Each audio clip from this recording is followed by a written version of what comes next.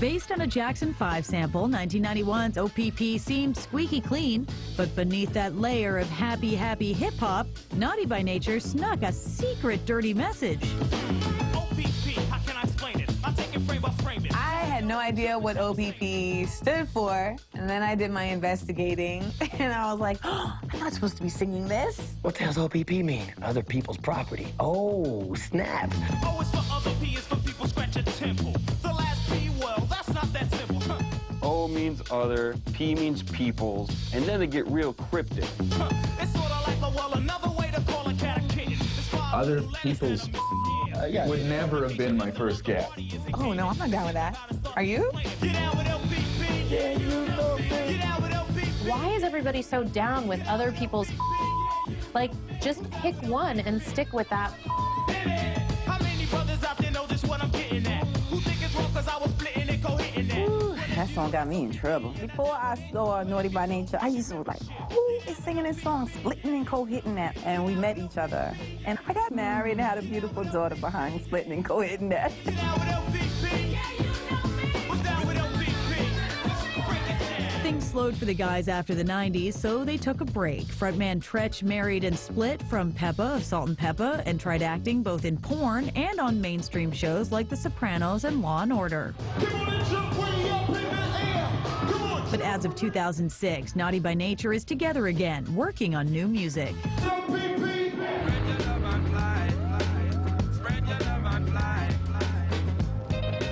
In 1997, Sugar Ray were on top of the world. They had a smoking lead singer, a new chill sound, and their first smash, Fly.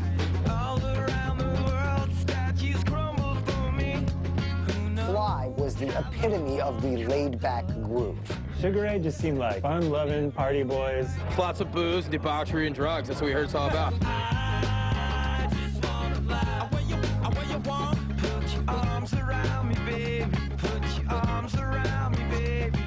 Ladies loved Mark McGrath. He just went out there and sang Fly, and the ladies of America said, yes, please. Mark, I love you. You are the finest guy in the face of this earth. You rock my world.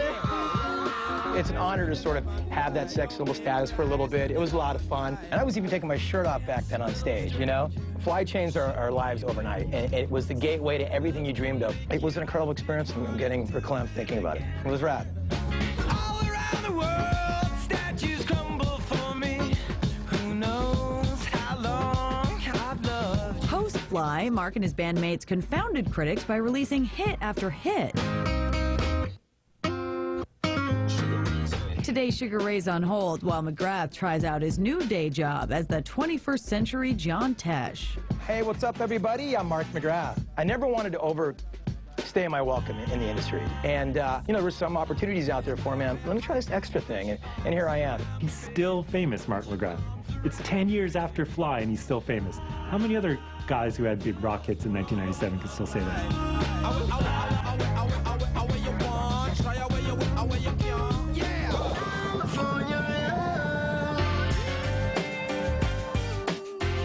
I was like, Dre, I want some beats. And I said, what is that you working on right now? You play California Love. I said, Dre, you know you owe me this. In 1996, freshly sprung gangster rapper Tupac Shakur hooked up with Dr. Dre and showed fans some love. Some California love, that is. Now let me welcome everybody to the Wild Wild West, a state that's untouchable like Elliot Ness. I love that. That song is banging.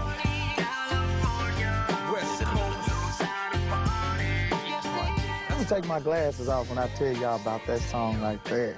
That was like a California anthem. Roger Troutman, that vocoder, that talk box, incredible. And Tupac, one of the greatest rappers. Out on bail, fresh out of jail, California dreaming. Soon as I step on the scene, I'm hearing screaming. I got a big mouth. Came out. I talk from my heart. I'm real. You know what I'm saying? Whatever comes, comes. Bumping and grinding like a slow jam. It's West Side, so you know the road will bow down to no man. The video clocked in at a stunning 13 minutes, but it was too fun not to watch. I thought the video was just amazing. It had that Mad Max look to it. The whole futuristic, Thunderdome-ish energy of it was really cool. Mere months after California Love hit, Tupac's life was tragically cut short. I'm here at University Medical Center in Las Vegas, where at 4:03 this afternoon, Tupac Shakur was pronounced dead. While it's been more than a decade since his passing, fans can't get enough Pac. He's sold millions of posthumous albums. Tupac sold 6 albums while he was alive, 7 albums while he was dead. People love Pac so much so that they will not let him go. He is someone who changed the face of things forever.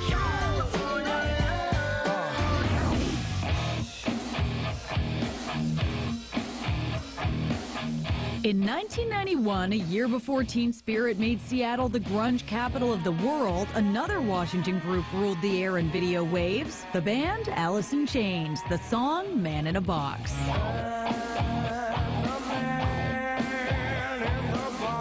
Wow, such a killer song with a much amazing, powerful groove. It's huge sounding and full blown and all blasting away and just groovy guitar parts. Alice in Chains was the most metal of all the Seattle grunge bands, and they were also the most depressing. And Lane Staley's vocal was amazing.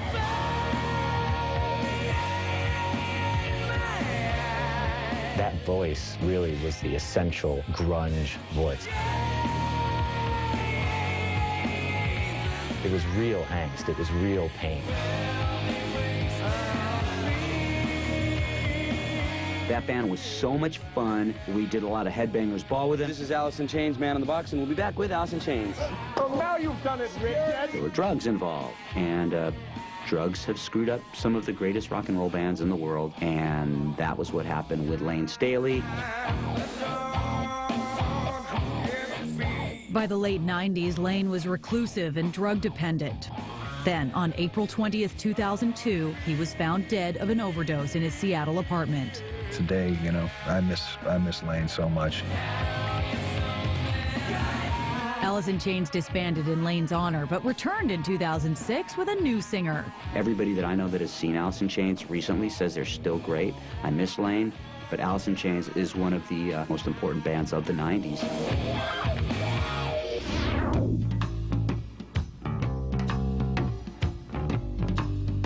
Written when she was just 16, Who Will Save Your Soul propelled Alaskan-bred Jewel Kilcher into the big leagues. People living their lives for you on TV. They say they're better than you and you agree. The song is just such a beautiful, her voice, it warms your heart. Come here, boy, there ain't nothing for free. She was kind of soft, and she had this ethereal, kind of folksy voice. Who will save your soul? I remember the first time I heard Who Will Save Your Soul on the radio, I started to cry because it wasn't really until that moment that I realized I sang like Kermit the Frog. I was heartbroken. Who will save your soul? Who will save your souls if you won't sail on? You know, I love the whole thing. I lived in a van in San Diego, you know, just hot chick at a coffee house with a guitar. I'd earned my way across the country and hitchhiked through Mexico street singing, so I would just make up lyrics about the people as they'd walk by, and it ended up becoming Who'll Save Your Soul. Another day, another dollar, another war, another tower went up where the homeless have their homes. These days, Jewel's roughing it on a 2,000-acre homestead with her man, rodeo hunk Ty Murray. Ty and I have been together 9 years, and you know, he's a stand-up guy in a world of flakes. We'll be doctoring a calf one morning, and then the next day we'll be at an Oscar Vanity Fair party. Who will save your soul? When she's not doctoring calf, Jewel's working on a country album, but Who Will Save Your Soul still holds a special place in her stable. It's funny, you know, this being the first song I ever wrote and writing it when I was so young, I always thought I might get sick of it, but it's a song I actually haven't. I always find new interesting little meanings and turns of phrase while I'm singing it that keeps it really fresh for me.